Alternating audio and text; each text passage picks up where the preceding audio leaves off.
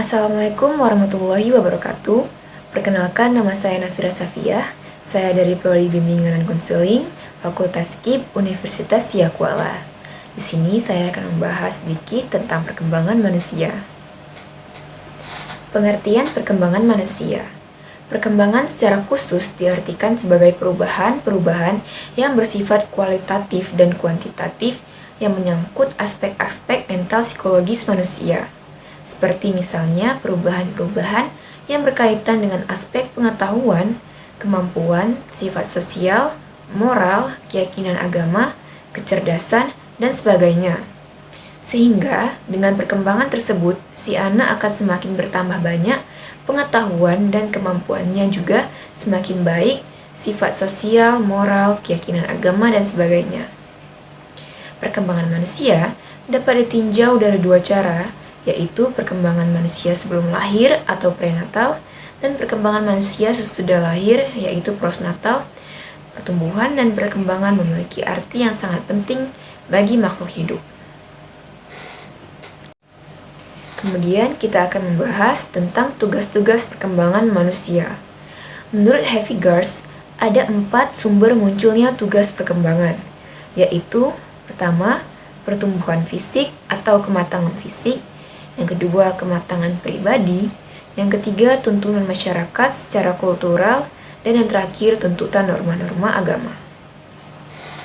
Namun, tidak setiap individu berhasil dalam menguasai tugas-tugas perkembangannya, karena ada beberapa faktor yang mempengaruhi, yaitu pertama, faktor internal, yaitu seperti normal tidaknya pertumbuhan dan perkembangan, kesehatan, motivasi untuk berkembang, dan kelancaran dalam menguasai tugas-tugas perkembangan sebelumnya. Yang kedua, ada faktor eksternal, yaitu seperti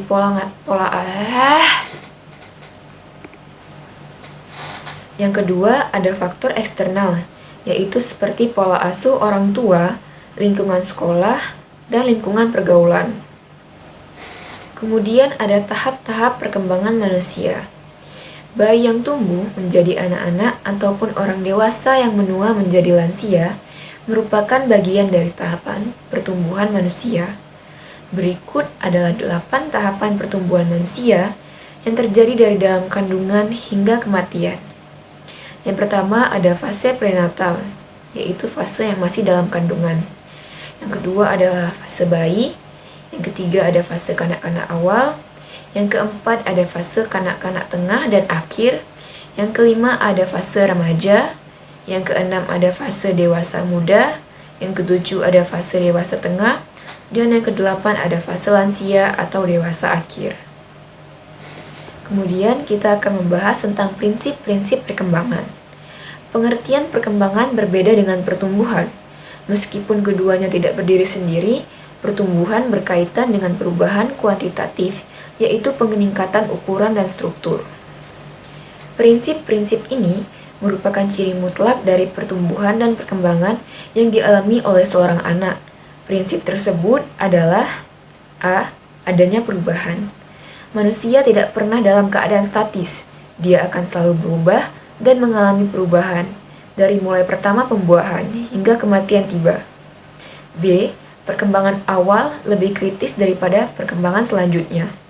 Lingkungan tempat anak menghabiskan masa kecilnya akan sangat berpengaruh kuat terhadap kemampuan bawaan mereka.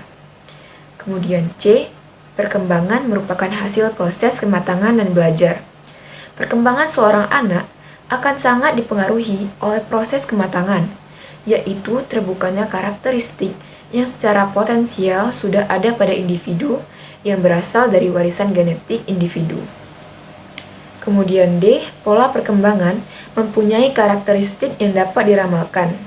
Karakteristik tertentu dalam perkembangan juga dapat diramalkan. Ini berlaku baik untuk perkembangan fisik maupun mental. Semua anak mengikuti pola perkembangan yang sama, dari satu tahap menuju tahap berikutnya. Kemudian E. Terdapat perbedaan individu dalam perkembangan. Walaupun pola perkembangan sama bagi semua anak, setiap anak akan mengikuti pola yang dapat diramalkan dengan cara dan kecepatannya sendiri. Dan yang terakhir, F. Setiap tahap perkembangan memiliki bahaya yang potensial, yaitu maksudnya pola perkembangan tidak selamanya berjalan mulus. Pada setiap usia, mengandung bahaya yang dapat mengganggu pola normal yang berlaku. Sekian yang dapat saya sampaikan. Mohon maaf bila ada kesalahan kata. Terima kasih sudah menonton. Wassalamualaikum warahmatullahi wabarakatuh.